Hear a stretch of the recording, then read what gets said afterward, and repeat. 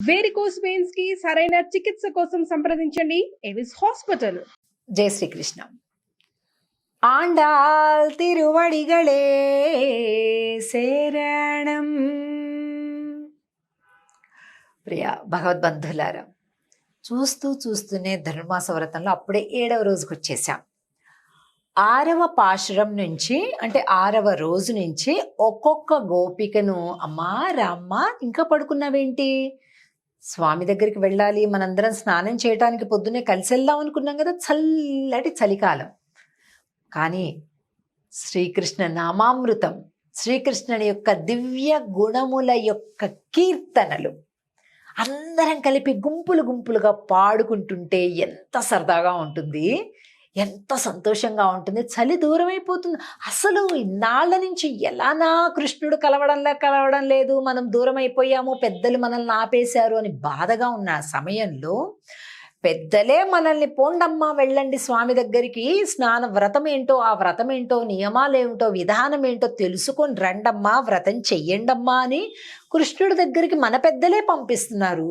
అందరం ఆనందంగా వచ్చేసేసాం. అనుకున్న సమయం కంటే ముందే వచ్చి బయలుదేరదాం అనుకుంటే కదండి, మనకి ఎక్కడికైనా చాలా ఇష్టమైన చోటికి వెళ్ళాలనుకోండి, అసలు నిద్ర పట్టదు. ఎప్పుడెప్పుడు వెళ్ళిపోదామా, ఎప్పుడెప్పుడు చేరదామా, ఎప్పుడెప్పుడు ఎలా తయారవుదామా, తొందరగా వెళ్ళిపోదామా అనిపిస్తుంది. వెళ్ళిపోయి ఆ బస్ స్టాండ్లోనో, రైల్వే స్టేషన్లోనో, ఎయిర్పోర్ట్లోనో ఎక్కడికైతే వెళ్ళాలో ఆ ఇష్టమైన చోటుకి వెళ్ళే కంటే ముందు 1 గంట ముందు కూర్చున్నా తృప్తే, కానీ ముందు ఇంట్లోంచి వెళ్ళిపోవాలని అనిపిస్తుంటుంది కదా. అది చిన్న విషయాలకే మనకు అలా ఉంటుంది. భగవంతుడి దగ్గరికి ఆరాటపడి ఆర్తిపడి వెళ్ళేటటువంటి గోపికలకి ఎలా ఉంటుందో చూడండి. అమ్మా మేమంతా వెళ్దామని చూస్తే ఒక్కసారి చూస్తే నువ్వు కనిపించలా, నిన్నేం చెప్పావు, అందరం రాత్రి కలుద్దాము పొద్దున్నే అని అనుకున్నావా, అప్పుడు ఏం చెప్పావు, నేనే వచ్చి అందరినీ నిద్రలేపుతాను అన్నావు. కానీ ఇప్పుడు చూస్తే నువ్వే లేవలే, ఇంకా లే తల్లి లే అని పాట పాడుతున్నారు ఈరోజు పాసనంలో.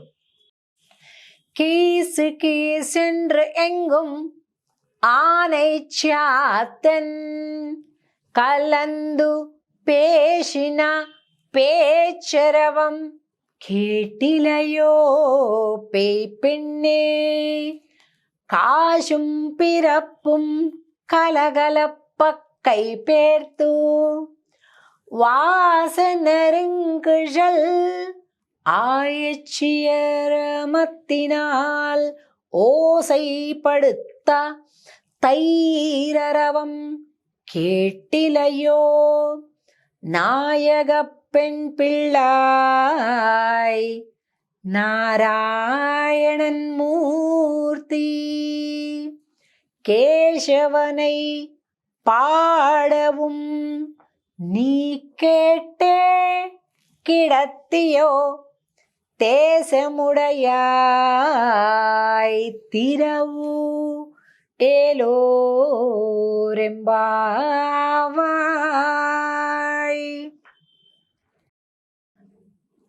ఈ గోపిక లోపల పడుకొని ఉంది, ఇంకా లేవలే.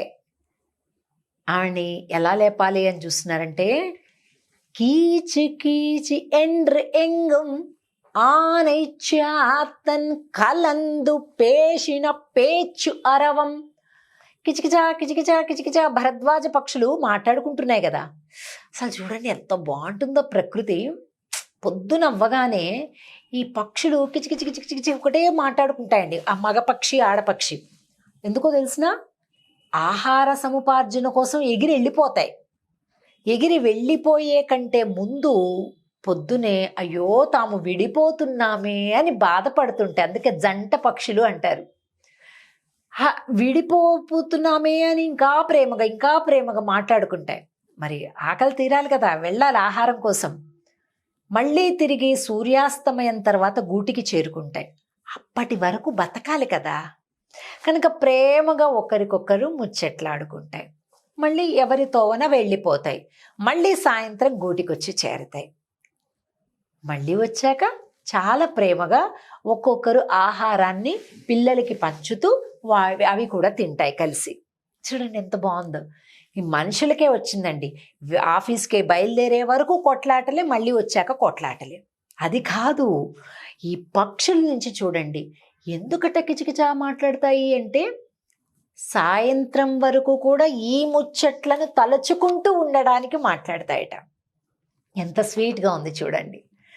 అమ్మా, మనం కూడా స్వామి యొక్క లీలలు, స్వామి యొక్క గుణములు, స్వామి యొక్క చేష్టతాలు అలాగా మాట్లాడుకోవాలి.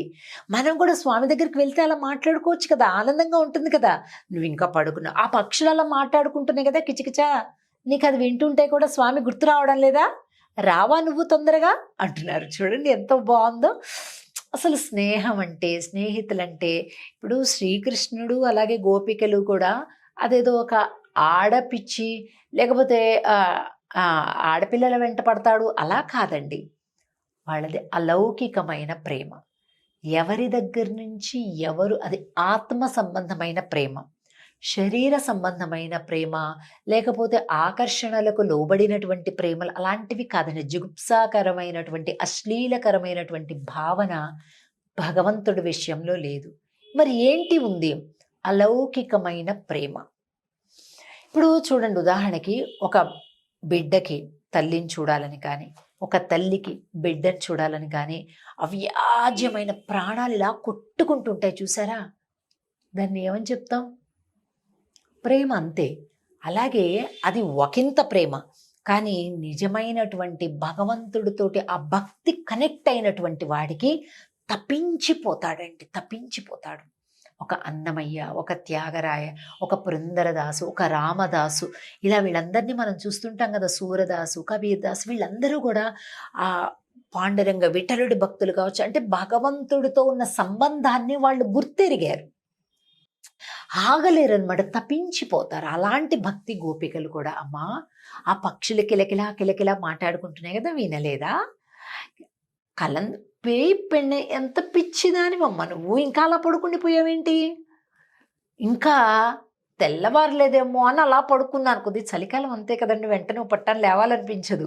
అలాగే ఇంకా ముసుగు తన్ని పడుకుంది లోపల గోపిక. అమ్మా, காஷும் பிறப்பும் கலகலப்பக்கை பேர்த்து வாசனருங்குழல் ஆயச்சியார் மத்தினால் ஓசை படுத்த தயிர் அரவம் కేట్టిలయో. గోపకాంతలందరూ కూడా నందవ్రజంలో పొద్దున్నేస్తే ఏం చేస్తారండి వాళ్ళు?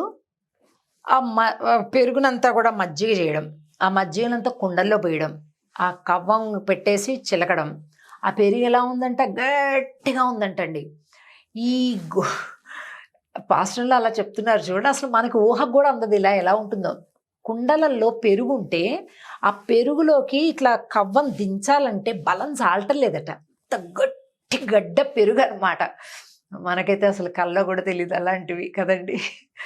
అలాంటి గడ్డ పెరుగులోకి ఇలాగ దించుతున్నారంట, బలవంతా ఉపయోగించి కవ్వాన్ని దించి. ఇంకా దించడమే ఒక కష్టం అనుకుంటే దాన్ని ఇలా ఇలా తిరగాలి అంటే ఎంత కష్టం అండి. బలమంతా అంటుంటే బయట కింద పడిపోతుందంట. ఇక్కడ అన్ని రకరకాల పూసల దండలు, మంగళసూత్రాలు, అన్ని గొలుసులు ఇట్లా నిండా ఉన్నాయంట, మెడ నిండా. అవన్నీ ఇలా ఇలా ఇలా ఇలా అన్ని కదిలి సౌండ్ వస్తుందంట. అన్ని ఆభరణాలు వేసుకున్నారంట గోపకాంతలు. ఇలా అంటుంటే ఇక్కడ చేతికుండే అరవెంకీలు, ఇక్కడ నడుముకుండే ఆభరణాలు, ఇక్కడ ఉండేటటువంటి తాళిబొట్టు, తట్టబొట్టు, పూసల గొలుసులు ఇవన్నీ కూడా ఇలా ఇలా కదులుతున్నాయంట. ఎందుకంటే కవ్వాన్ని ఇలా ఇలా అంటున్నారట. అలా ఒకళ్ళు కాదు, నందవ్రజం అంతా అదే పని చేస్తున్నారు. పొద్దున్న లేవగానే ఇదే పని వాళ్ళకి, కర్మయోగం. అలా శబ్దాలు వస్తున్నాయి, నీకు వినిపించట్లేదా? వాళ్ళందరూ లేచేశారు, నువ్వే ఇంకా పడుకోనున్నావు అని చెప్తున్నారు. ఇంకా వీళ్ళ ఇలాగా కవ్వం పెట్టి చిలుకుతుంటుంటే కొప్పులు వీడిపోయి ఇందులో ఉండేటువంటి పుష్పాలు కింద పడిపోతున్నాయంట. వాటి వల్ల ఇంకా పరిమళాలు వస్తున్నాయంట. జుట్టు కూడా పరిమళం అంటండి. మన జుట్టు పాడుకంపు వస్తుంది, కానీ భక్తుల యొక్క జుట్టు సుగంధం వస్తుందండి. ఆ పుష్పాలు మన జుట్టులో పెట్టుకుంటే వాడిపోతాయి. భక్తుల యొక్క భగవంతుడి నామస్మరణ చేసేటటువంటి వారికి జడలో పూలు మరింత వికసిస్తాయట, మొగ్గలు పెడితే వికసించిపోతాయట. చూడండి, ఇప్పుడు ఒక్కటే మాల మీ ఇంట్లో భగవంతుడికి మెడలో వెయ్యండి, అదే సమయంలో ఇంకో చిన్న ముక్క మీరు తలలో పెట్టుకోండి, మీది ఎంతసేపులో నల్లగా చండాలంగా అయిపోతుందండి. ఒక 3-4 గంటలు భగవంతుడి మెడలో వేసి చూడండి, తెల్లారి పొద్దున్న దాకా అలాగే ఉంటుంది. అది ఒక్క భగవంతుడికే కాదు, భగవంతుడిని విశ్వసించి ప్రేమించినటువంటి భక్తులకి కూడా అలాంటి ఒక చక్కటి తాజాదనం ఉంటాయన్నమాట.